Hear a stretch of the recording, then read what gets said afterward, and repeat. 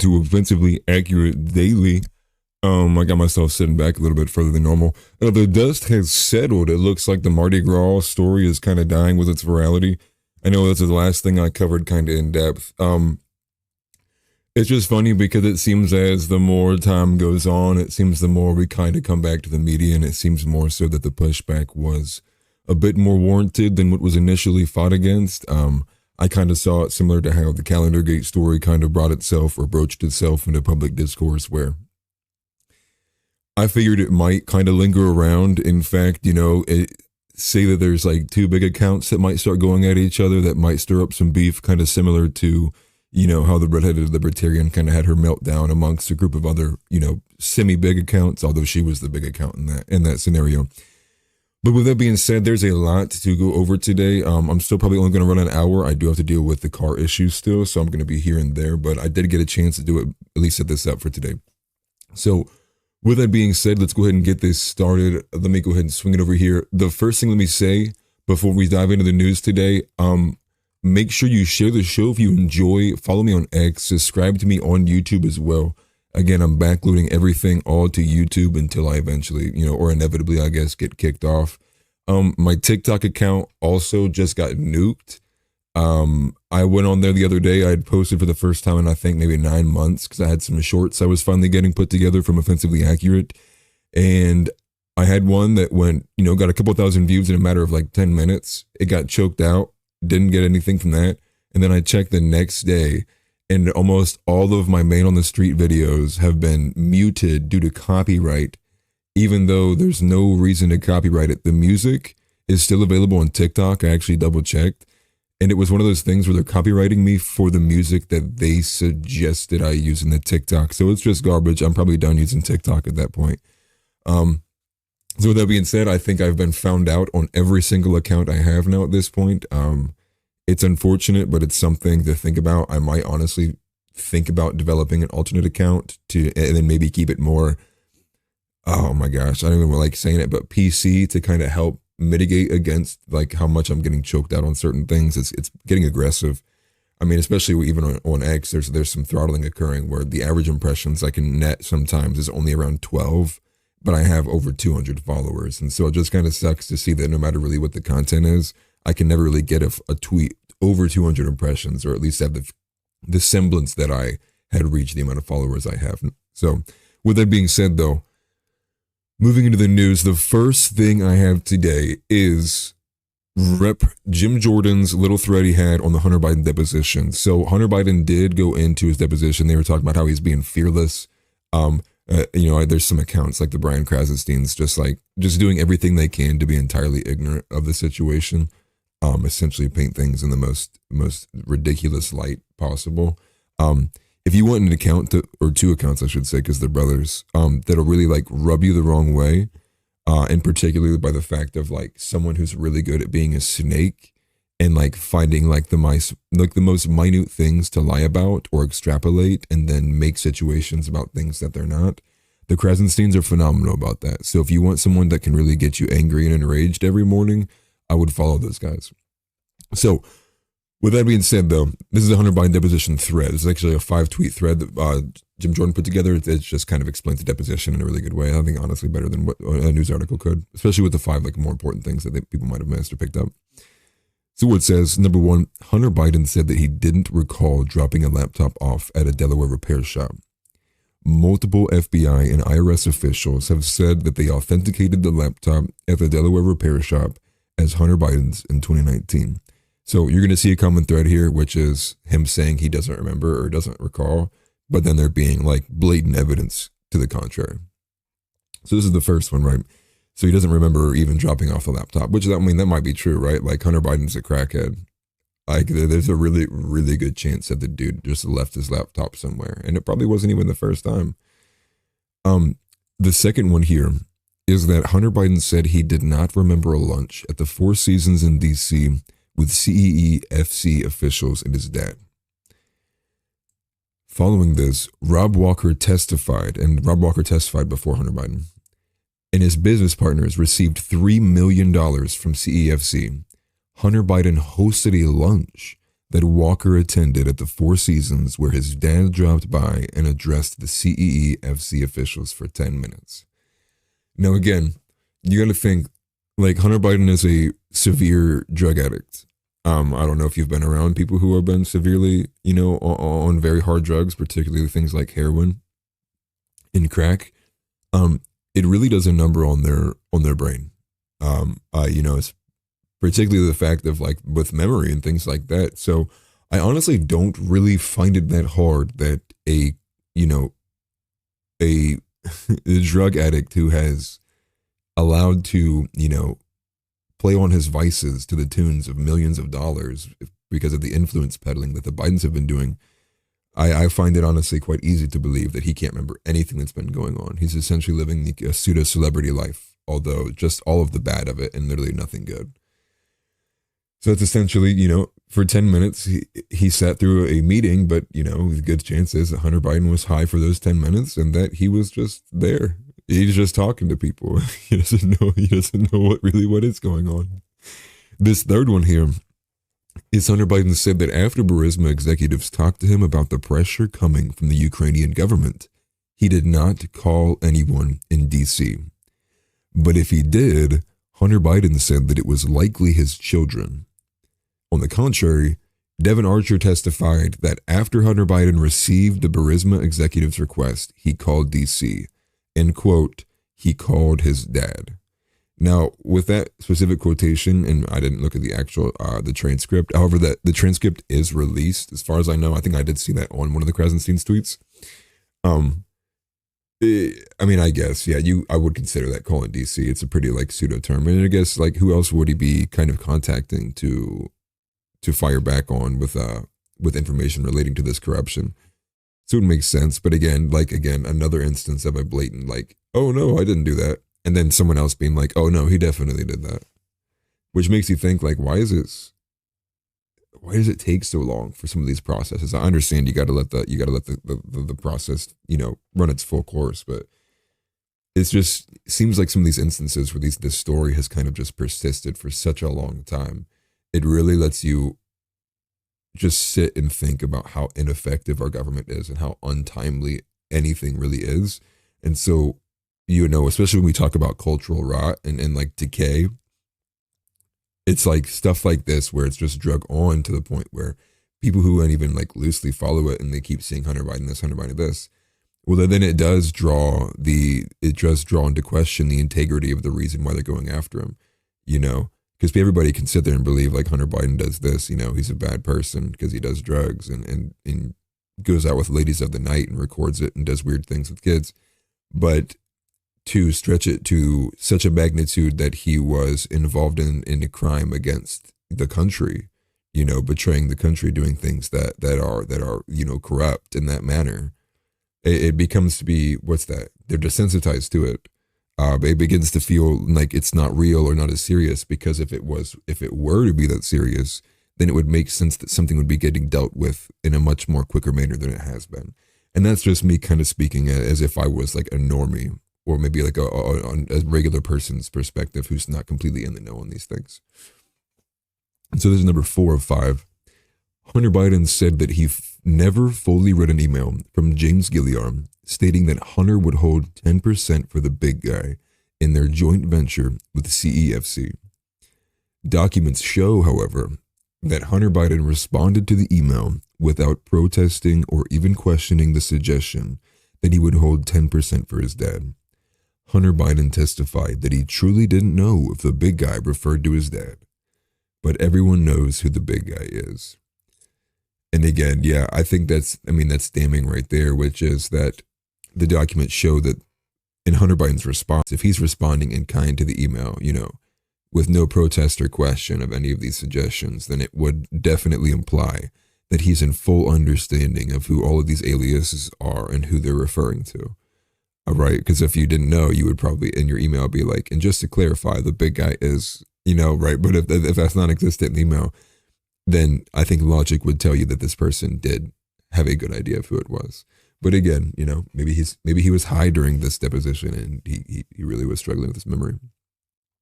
The 5th one was the funniest one because it's in the same line as the email, but a little bit more funny.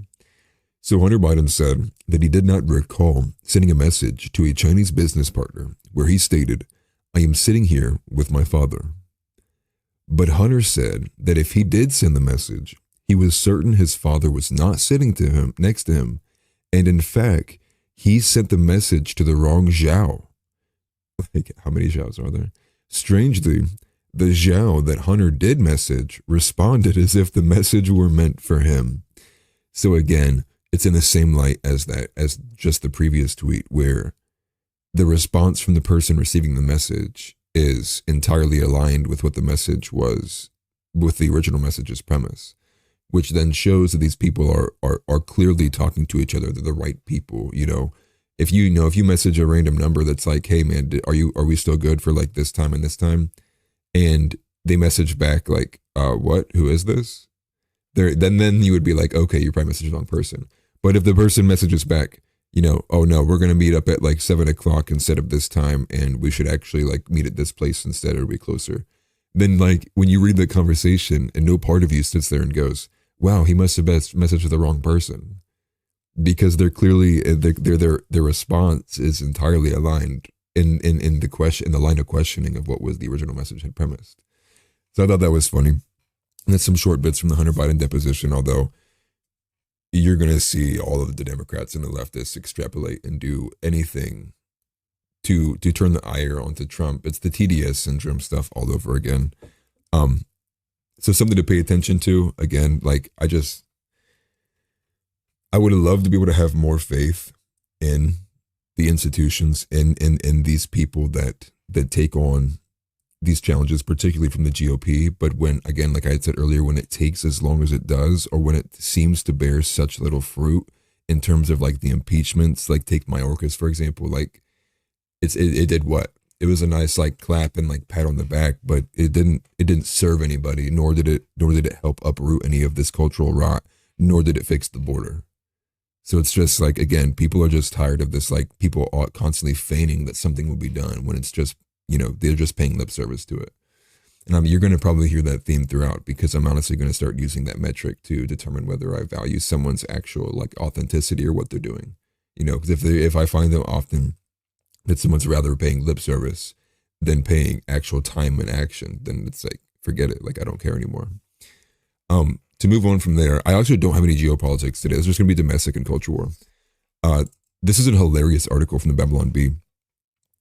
Ballot drop boxes installed along the border wall, and they have like an hilarious photo here, which is like vote here, vote the key, and it's just got it in Spanish, right? It's just funny. Like obviously they're not going to do that, but it plays on to the fact that this is the reason why. I don't know why it's playing this ad. I hope it don't play any sound. That's really annoying. But anyways, the people they like to argue the fact that like these illegals can't vote. Like they're not going to be voting and getting handed a ballot box. Like that's just ridiculous. And I mean, in some instances, for one, like I would argue against that. I think like with a lack of voter ID in specific places, like I think somehow in some ways, like there will be some portion of this occurring. Will it be relevant enough to even be concerned about? I mean, probably, honestly, yeah. The bigger issue is more honestly the fact that these populations, by just existing, their posterity, increase different congressional districts' power, right? So when the population of a specific district goes from 1 million to 2 million, well, I mean, you literally doubled their ability. Like now you have to, by law or by the process, then in turn double their representation to match the populace. So in different aspects like that, like maybe no, not per se, every single legal is not going and putting in a different vote at the ballot box, but by proxy of them just purely boosting the population by existing, they in turn give more power due to the processes in which the laws say, well, if the population is this much, like this much representation is required. And that applies in a bunch of different aspects. I think, that applies, I think, all the way up through, to the House of Representatives. It doesn't affect the Senate, but essentially everything below that has some kind of measure and process in there that helps ensure that the more people are put in place as politicians to represent for the fact that there's a lot more populace, or a bigger populace. Not any diversement or anything, but simply by the nature of like, okay, when you had 1 million, so like just for example, if 1 million people was needed to get one representative, well then if you're at 2 million, well now you get two representatives.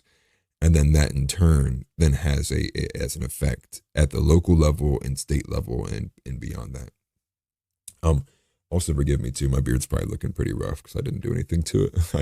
I just got up not too long ago to read news and get ready to get this car taken care of. I wanted to move on from this though, because this was actually the article of the day that I thought was amazing. I actually just caught it a few hours ago. It's from the Associated Press. I don't know why it's on this Microsoft article thing there, but it's Elon Musk is suing OpenAI and CEO Sam Altman, saying that he's betraying humanity. I thought that was funny. And it's because, Elon bankrolled OpenAI. Now, in doing so, he specifically had aimed out for the sets that, like what it had said here, which is to benefit humanity. Like all of these goals of what OpenAI should be oriented around the beneficiary nature of AI and its relationship to humanity. So essentially, Elon is arguing that Sam Altman has betrayed that entire goal. And then even more specifically, that he is, he's pioneering this to be a profiteering machine for Microsoft rather than benefit humanity. And so in that argument, he's just saying like, you've betrayed the entire reason why I bankrolled this project in the first place. But let's go ahead and read a little bit here. In a lawsuit filed at San Francisco Superior Court, billionaire Musk said that when he bankrolled OpenAI's creation, he secured an agreement with Altman and Greg Brockman, the president, to keep the AI company as a nonprofit that would develop technology for the benefit of the public.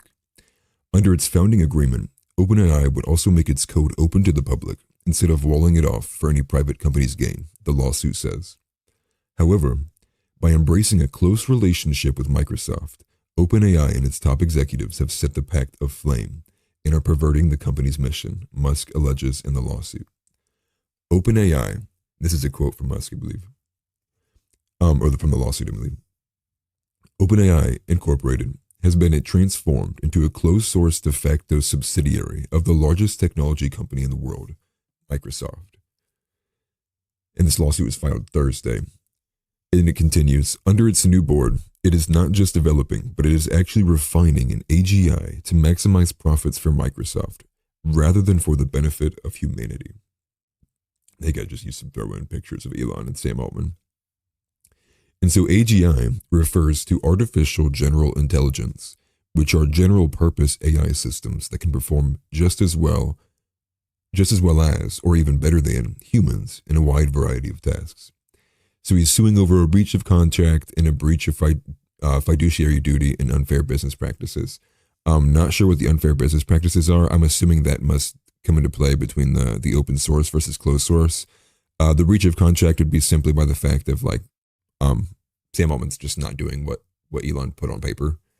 And then the breach of fiduciary duty is by the fact of, if people are investing in this company based on the fact that, this company's best interest is in benefiting humanity, but then you go and you find out that no, in fact, that this company is like not doing its best to represent its shareholders' investment by pursuing what its truest nature to be is, or truest pursuit of profits is, and in fact is becoming some subverted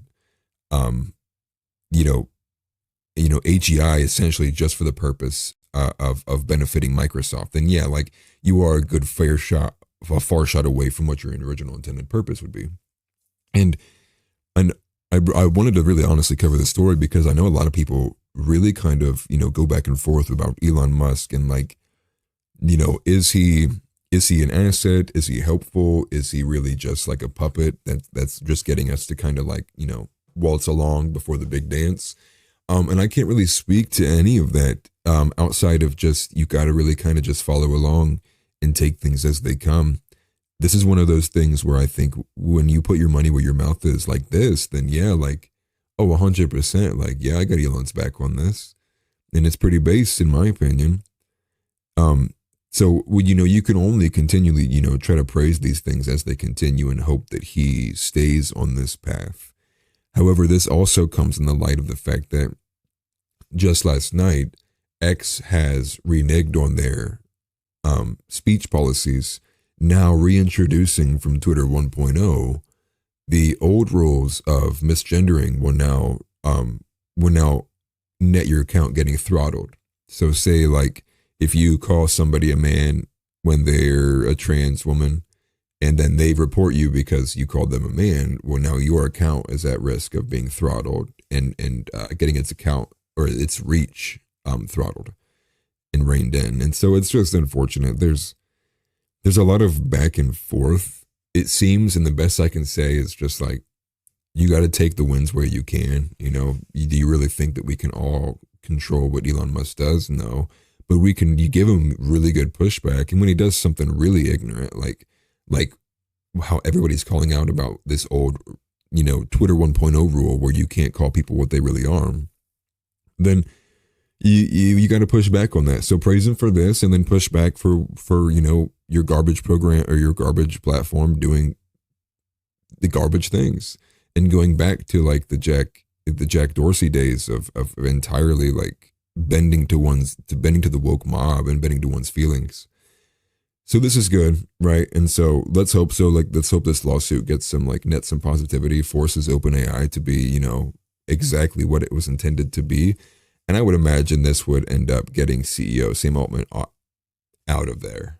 So I don't know who else would even really take over for this. I'm not really into the know when it comes to like the tech sector and who these wizards are. I know there's a lot of people who are like in the finance area who have like a really good reign on different things like this. So I'll let those guys explain it. I just think it was a really good sign of Elon Musk's, pledge to get AI to be,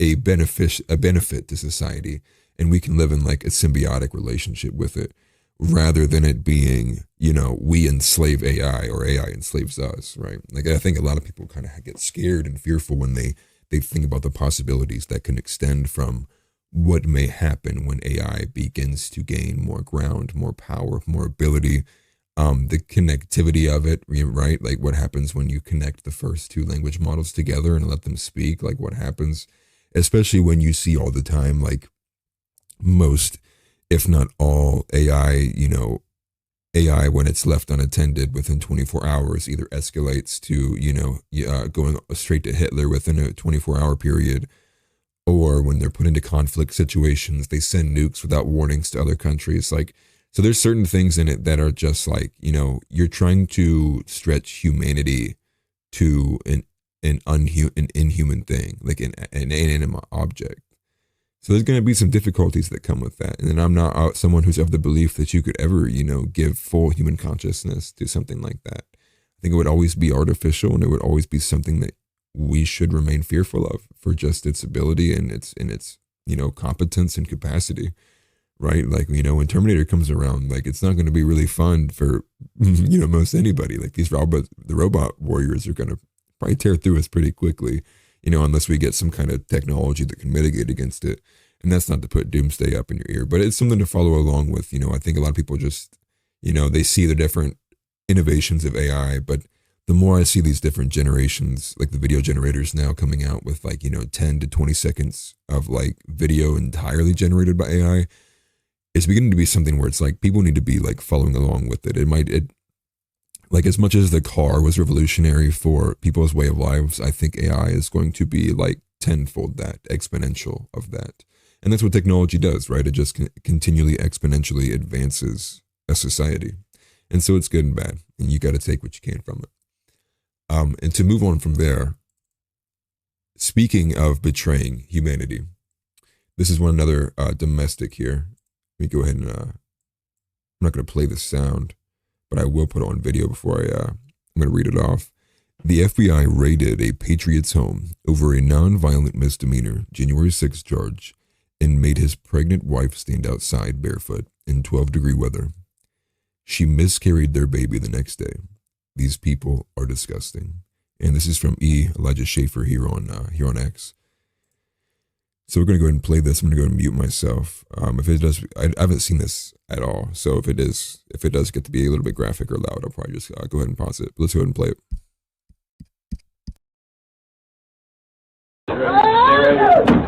I'll tell you when you bring it in. Yeah. He just had surgery. Nobody in our house. Where is surgery? He had surgery on the left foot. Left foot. Okay. It's okay, buddy. It's okay, buddy. It's okay, buddy. He had surgery because he had cyst. He just went to the baby on Friday. Okay. Essentially, what you saw is in the early morning, the FBI raided this guy's house over a nonviolent misdemeanor offense. I don't think in the history of the country, besides maybe a national probe that was political bullying, like the Russiagate hunt, that the FBI was weaponized to raid a private citizen's home who has no political affiliation, forces children outside in 12-degree weather, by the way, barefoot, to where the child was suffering from hypothermia conditions, and then literally caused so much stress that they killed an unborn child, gave the guy 2 months in jail, 2-year supervised release, a large fine, made his life hell, made him unhireable, all because he literally had a misdemeanor charge of operating and obstructing a federal officer during a proceeding, basically a bullshit made-up charge that neither is real nor has any significance, that the FBI is willing to ruin a family's life and kill their kid just to prove a political point. So it's a little aggressive, right? And I really can't say it honestly much better than he did right there. What I will say is how much longer do you think people are going to continually sit here and take this kind of garbage? And that's not to push for people to be violent. Please don't do that. I would always advocate for nonviolent resolutions. It's just seemingly the more oppressive and more bullying that does occur, you impugn upon their actual authority. We're getting to a point. People just do not respect the badge that comes to their door, especially when especially in political instances like this. Obviously it's a bit different if you're getting pulled over for speeding, but even then it's you still with heavy disdain. Here in these instances, this just makes me across the board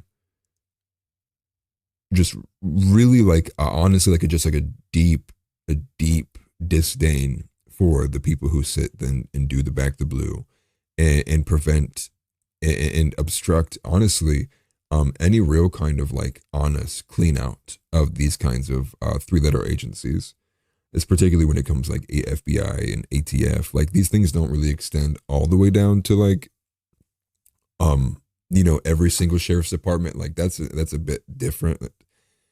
And then, I don't get me wrong, I still have my issues with policing as a whole entirely, but these are different. So this is the next step up, right? This is we're talking about the IRS, the FBI, the ATF, the CIA, the 3-letter agencies that have take a bit more, IQ and experience to be involved in.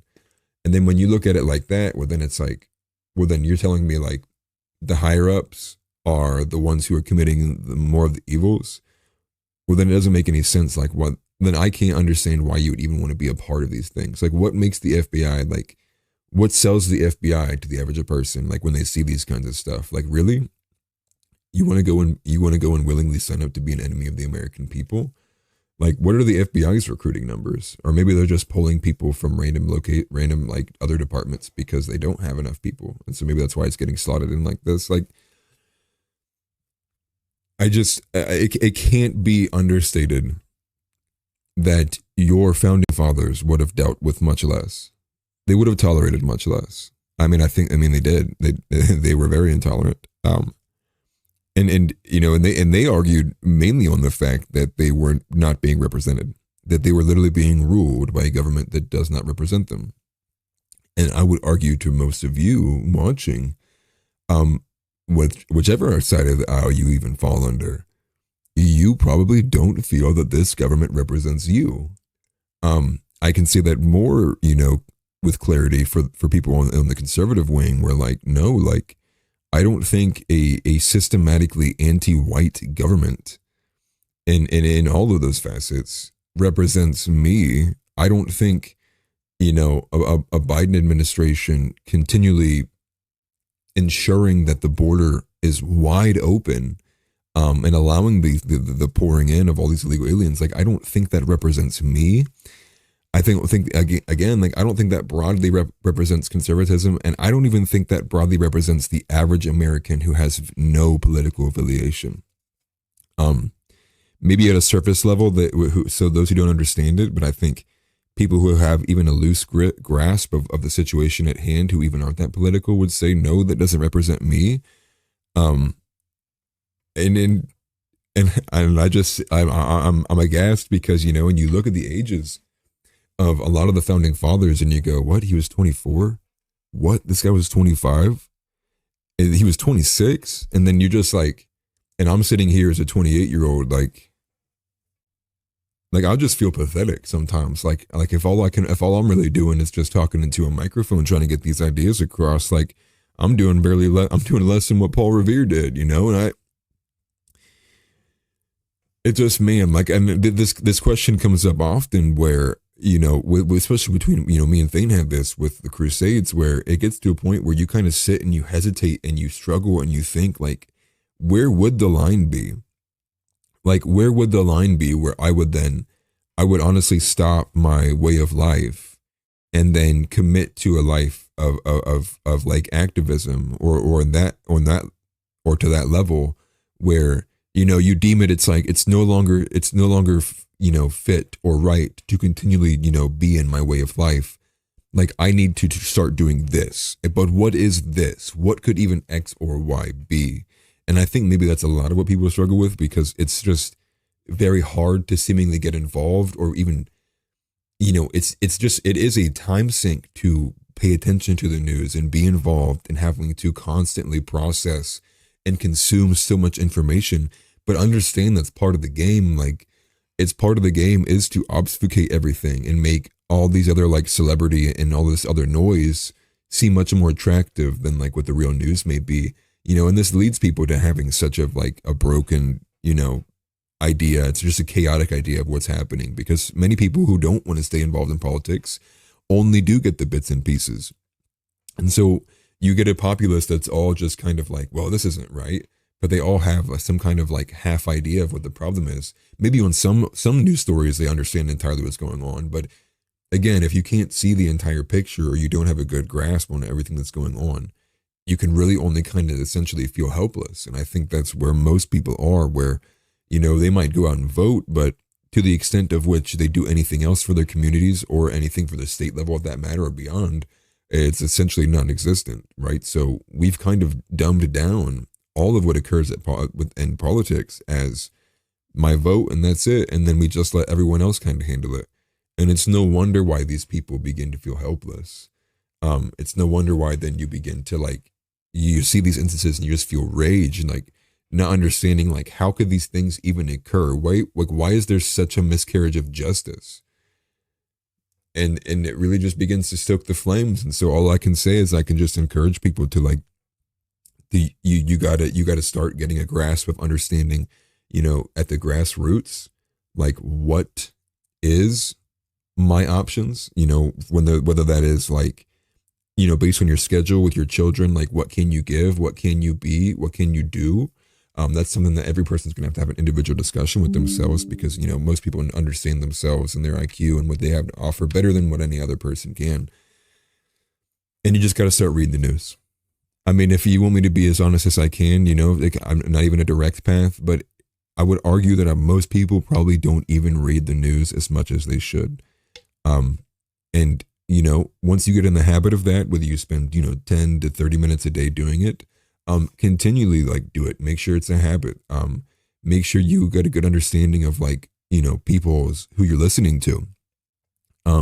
Make sure you're also trying to bounce between different perspectives. Don't get caught in that loop where you only listen to the same person all the time. And that's not to say that there's not good people who you can listen to all the time.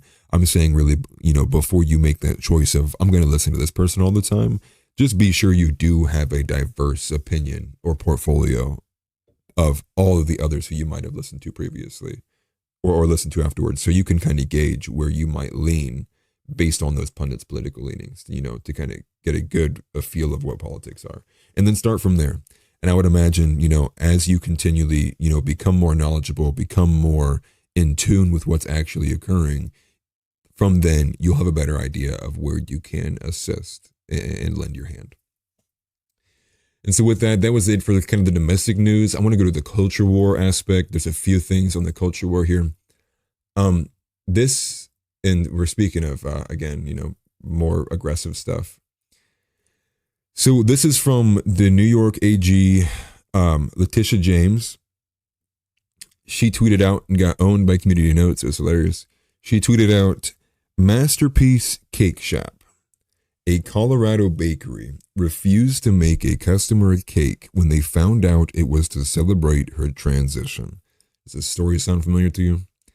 This bakery has discriminated against LGBTQ plus people before, and I'm urging the Colorado Supreme Court to stop this transphobic discrimination. And if you'll see here on the tweet from Mark Hemingway, it says, the customer in question also asked Jack, a devout Christian, to make a cake with Satan licking a phallus and a host of other offensive cakes. Weird how James would leave that part out. And you can see on this community note, the same customer also asked for a cake with a cake topper disguised as a large figure of Satan licking a 9-inch black dildo, an actual working model that can be turned on before we unveil the cake. It is the gay, or the gay KK. It is demanding that we partake in their way of life, that we honor it and that we respect it. It is demanding that we pay homage to the gay KK. And that's honestly the only other way I can put it. Like, to leave out that much information, to act as if like this wouldn't immediately like just turn heads. It's no wonder she left it out, and I'm good. I'm glad that she got community noted for it. This stuff is aggressive, blatantly aggressive, dude. Like that's a pretty big leap from like two male figures on a cake to then not only portraying the Antichrist, the antithetical, like Satan, the make a Christian baker, make a figure of Satan, and then make that figure of Satan sexualize something that is extremely homosexual. It's like, bro, like what? And then you're demanding that these people do it. You're urging the Colorado Supreme Court to come in and force these people to do that. That's disgusting to me, dude. Absolutely disgusting. Sorry, I'm doing my best not to be vulgar and cuss, so forgive me if I hesitate in certain periods. It's me buffering and sliding curse words out of my vocabulary. This is just violently disgusting. And again, it's the gay KK. It is trying to force down everyone's throat that they must participate in this. Very similar to the pronouns. And I'll highlight this story again because let me go ahead and bring this up, as I always should, man. Dylan Brewer. And then when I found this out, and again, for those who aren't familiar, right? So Dylan Brewer is getting charged with a felony. I believe, I don't know, I'm not particularly sure if it's a hate crime, but he's getting charged for a felony for burning out, you can see it in this image right here, of his truck while taking a left turn across a pride flag that was painted on an intersection in Florida. When I had saw this story, I actually reached out to the guy because I had made a clip of me talking about it initially. This was about a week ago. And Dylan Brewer had liked the video I'd made. He liked the clip I put up on X, which had made me go ahead and immediately reach out to him. And I was like, hey, brother, I'd love to have you on the show. To which he had said, like, it's off the table until this is entirely resolved. But these stories are similar, right? Like you will not disrespect the gay KK. You will not. And to think that to even imagine, do you think Letitia James would defend if the roles were reversed? If if a Christian baker went in, or a Christian customer went into a homo bakery and demanded that they paint that they make a cake topper of a bunch of homosexuals bowing to Jesus, I can guarantee, man, I can guarantee you, she wouldn't at all. And in fact, like, they'd be like, what a hate crime, dude. They'd probably go try to charge the customer for even placing an order for a hate crime. It is a cult, dude. They want you to worship them. And again, it's tried and true. If you want to know who rules over you, look for the ones who you cannot criticize. And right there you go. Here's an instance of it. And I wanted to bring this up too because, let me see if I can I'll just bring this down here. You see this photo here?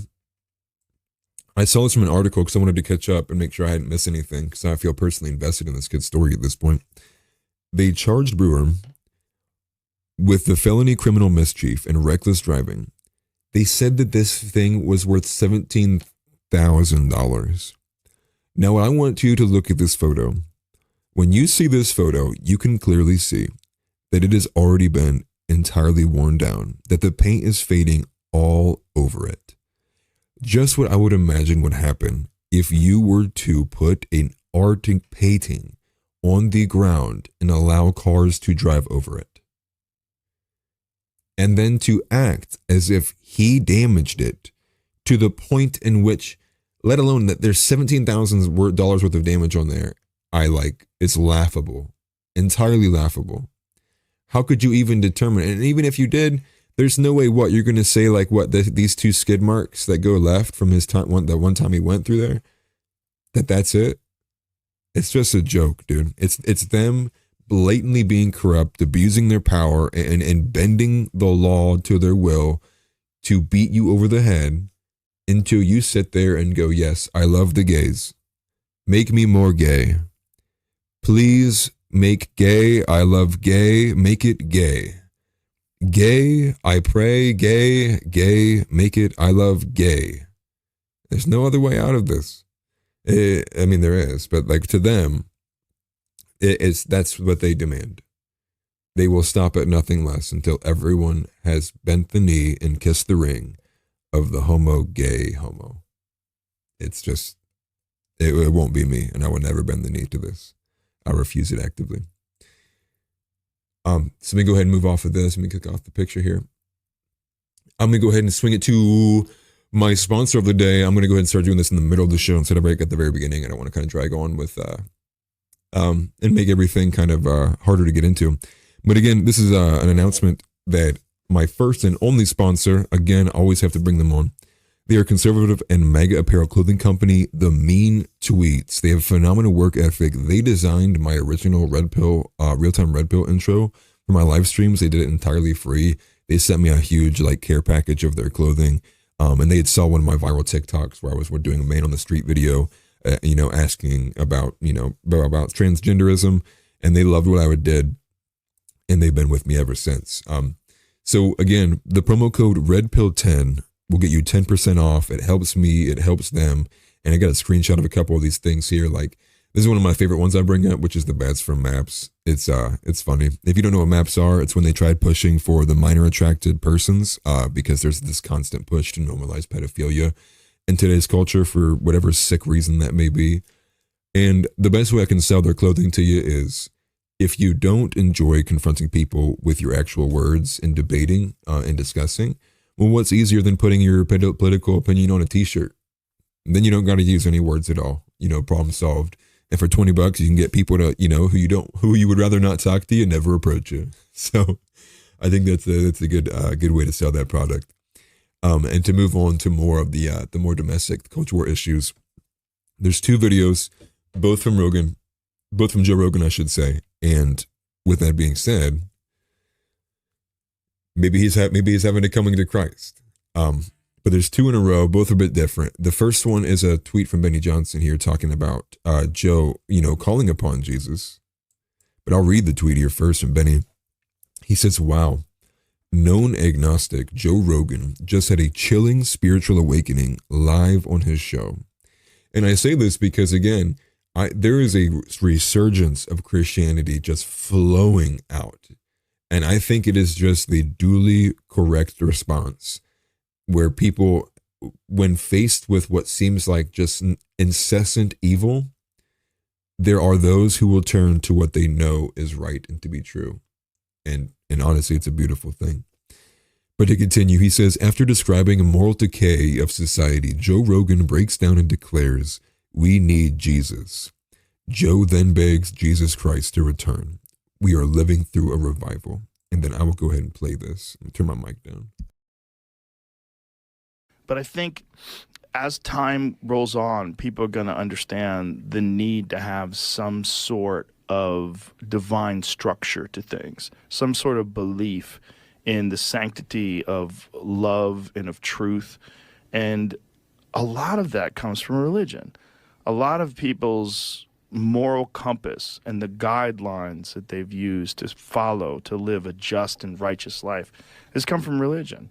And unfortunately, a lot of very intelligent people, they dismiss all of the positive aspects of religion because they think that the stories are mere superstitious fairy tales, that, you know, they have no place in this modern world, and, you know, we're inherently good and your ethics are based on your own moral compass and we all have one. And that's not necessarily true. We need Jesus.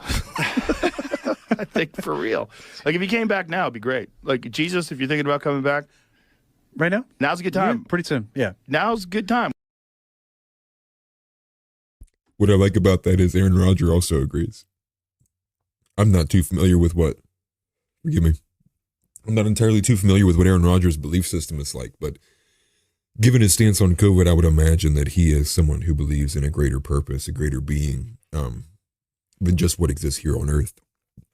And again, like, it's just a sign, right? Like, and, you know, I talk often with Donnie about this, like, you know, I get blackpilled by how many sheep there might be, just particularly like what Joe Rogan had said, that has kind of adapted to this idea that, you know, everybody has their own moral compass and everybody, you know, kind of has a sense of what's right and what's not.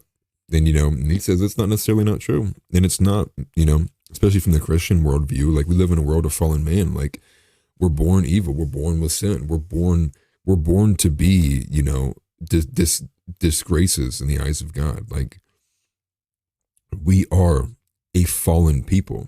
And so to think that, like, we are going to develop a moral compass outside of God or outside of religion, it's just absurd. It's entirely in defiance of what Christians believe to be true.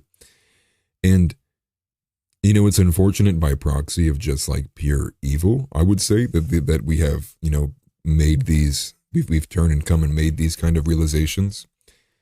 But all in all, maybe how else was it going to happen? Especially when you think of the idea that, you know, the progressive evangelical church has kind of been failing in its duty to actually uphold the word of God, and in fact, you know, it bends the knee all the time. How many times do you see, you know, female pastors, for one, and then two, how many you know, homosexual pastors do you see? How many do you see, you know, waving the pride flag, and that being their prominent icon over, like, even the American flag of all?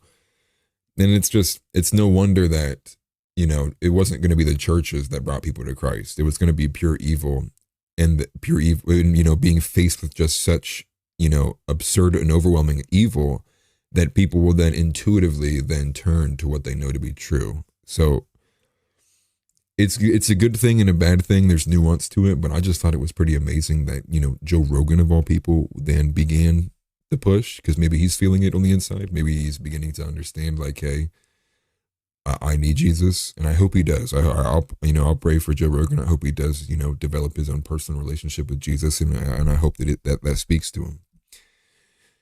And then, so now going back to Joe Rogan and another clip, Cat Williams is based. Cat Williams, you know, goes on a little rant here. This is a 4.5 minute clip. I'm going to let it play in its entirety. But I wanted to say first, this is from the Art of Dialogue on X. Cat Williams says, the U.S. government adds fluoride to drinking water to shrink the pineal gland. And Joe Rogan says high levels of fluoride are dangerous and can lower your IQ. Also, Cat Williams calls out the U.S. government for violating American policies by giving away checks to immigrants and prioritizing housing for immigrants over homeless U.S. citizens.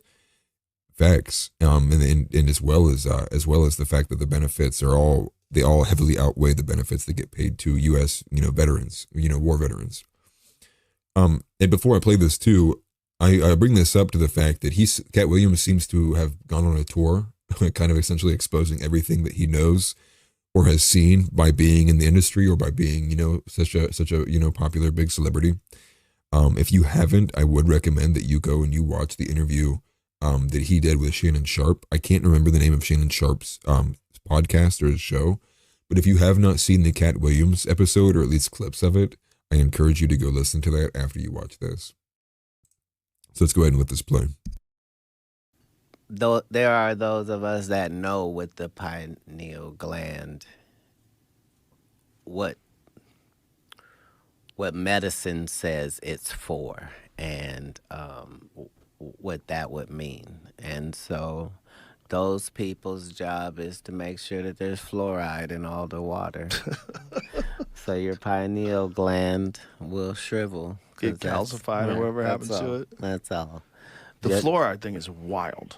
The fact that people aren't up in arms about them putting fluoride in your fucking drinking water is so crazy. It's so unnecessary. It's brilliant on the other end, though. Oh, yeah. So what happened is the reason people have that relationship is they cleaned up the water the same time that they did that. You see what I'm saying? So people at that time just remember the water not being that great. And then all of a sudden the water is really great, and it's got fluoride, and it's good for your teeth.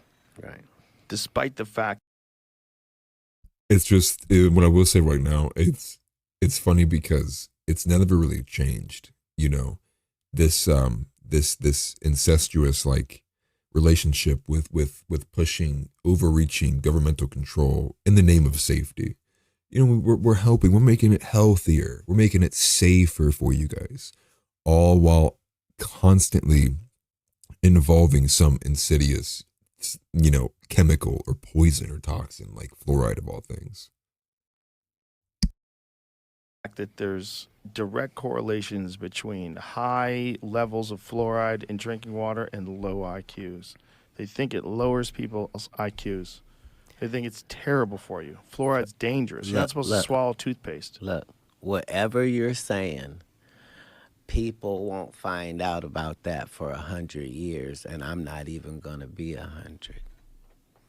And most of these decisions are made like that. Yeah. Well, most people are terribly unaware of the fluoride thing. And when you bring it up, they always say it's good for your teeth. Don't you brush your fucking teeth?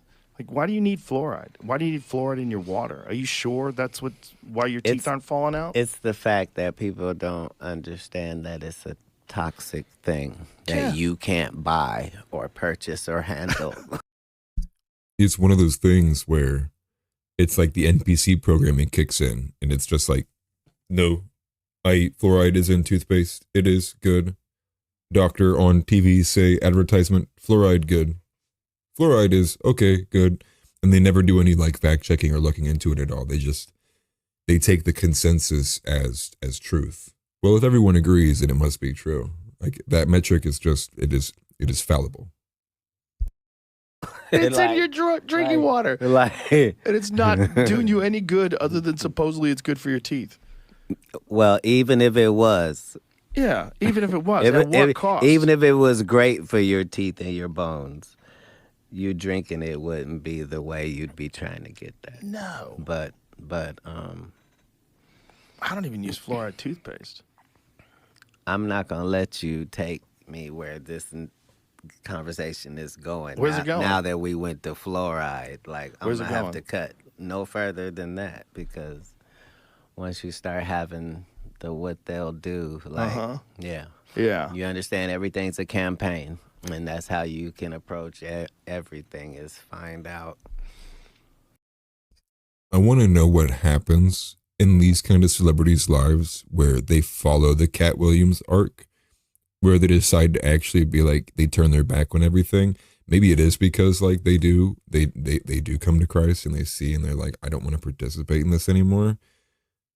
But it's crazy to think that like people always say all the time, like, well, like there's no way there could be like a conspiracy. Like, wouldn't you think somebody would say something? They can't get that many people involved. I just don't think that scales.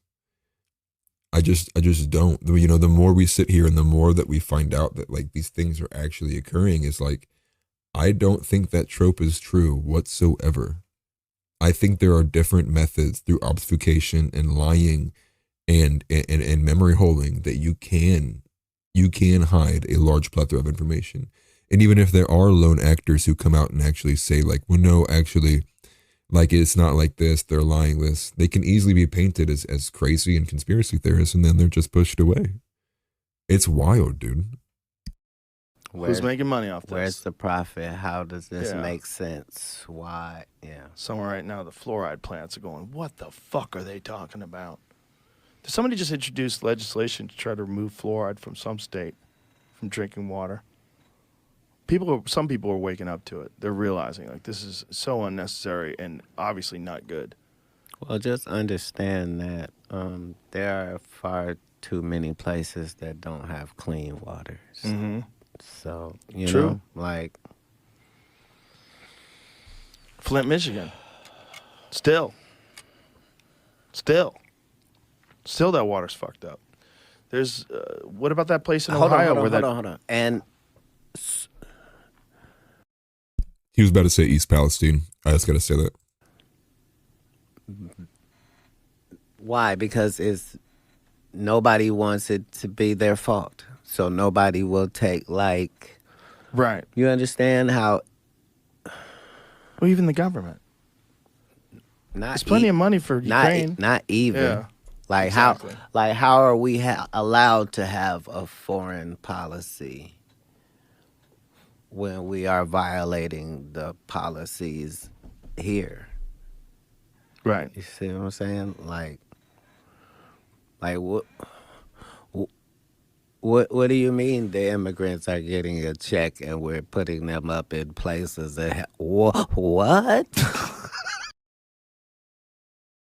It's funny because he's right. It gets so nonsensical, dude.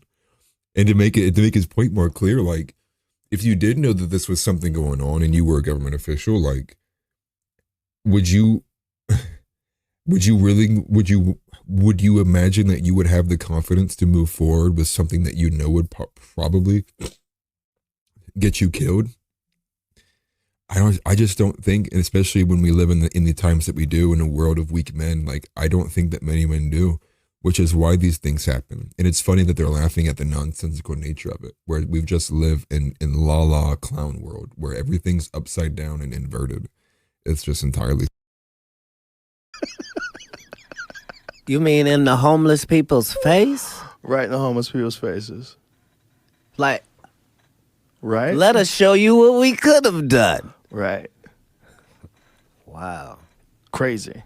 That's not okay as a society. Yeah. Honestly, can't say much better than that, man. That is not okay as a society. It's aggressive, man, if anything. And honestly, that was one of the last things I had for us. And again, I apologize. Beard looks really rough today. I didn't get to diffuse it or come through it. I just woke up not long ago. So again, like the common theme here is humanity being betrayed at every step of the way. More specifically in the Western world. You got to be involved. I know I touched on that a bit earlier, but like, man, dude, like read the news, man. You guys, people have got to be aware. You can't. And I had a really good discussion with one of my best friends about this here not too long ago, and I'm not going to say names, but essentially, like, you know, just by the proxy of me, continually doing what I'm doing, like, I think his conscience really convicted him in the fact of like, you're right, like we have to do something. Like we can't, keep sitting here and expecting someone else to take care of the problem, because that's what's happening right now. Everyone's right now is sitting here waiting for someone else to take care of the problem. But you know what's happening? Nothing's occurring at all. because everyone who just only votes and that they believe that's all that they can do or that's all they should do, don't understand the nuances of the corruption and the inability and the incompetency and the uniparty, the establishment, the fakeness of what is many Republicans, the fakeness of what is many Democrats, when it's all simply one big, house of cards, as the Kevin Spacey show was, where everyone's just vying for political validation, personal benefit and gain, power, legacy.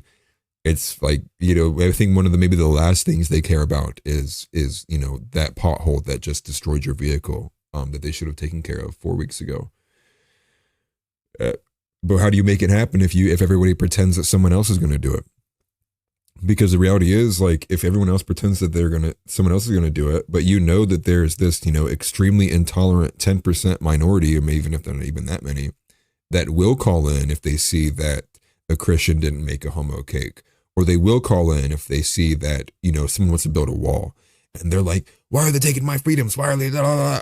Like what? And then you don't call because you expect that, they're just going to do their job. Well, I mean, you would imagine the politician's going to bend to the 40 calls he's getting, every other day about said topic, because that's who he's going to, I mean, obviously there's maliciousness to it, but then, like, what do you expect? Like, you're not being loud. And it's the basic, the tried and true saying of, like, the squeaky wheel gets the grease. It does. Like, make your voice heard, stop being afraid. Get on social media, like, battle with people. And even if you don't want to do that, like at least, like, help support other companies and people who are. If you don't want to be the one that has to put your face on these things, you got to put your money where your mouth is. You got to be able to take time to actually dissect what different establishments and people are, what they truly stand for, what they actually, like, what they would benefit if you were to support them. And so it's going to take some homework. It's going to take some, like, actual, effort. But again, that's your duty as a citizen, right? Like, as an American citizen, that is your civic duty, to be responsible, right? Like, our founding fathers built this government to be a government in which we can all govern ourselves amongst each other without the need for a king. But day by day, we get closer to the fact that it seems like we are going to need a monarch-like figure to just take care of everything, because it seems that we'd have very little direction, very little purpose exists. And that's due by nature of the fact that many people are simply apathetic, and then in turn just don't pay attention to what goes on around them. So I'll leave you with that. Again, it was a little bit shorter, but I did get to the hour mark here. Hopefully I will be able to get this up on YouTube before I have to go take care of the car dealership. So I'll be able to see it by noon or about 1 p.m. at that point. I think right now where it's about to be 11. So, okay, so maybe probably closer to 2 o'clock or so. With that being said, I will strive to get an episode up tomorrow as well. I might do one later on in the nighttime. It might not be a morning episode, but we'll see. And again, I appreciate you guys. Thank you for tuning in. I appreciate everybody who is here. And again, God bless. Christ is King. And be safe out there, man. If you got it and you can and you have the ability in your state, carry, watch your six, be the masculine figure that the Lord and that your biology calls you to be, and take care. Have a good one. Peace.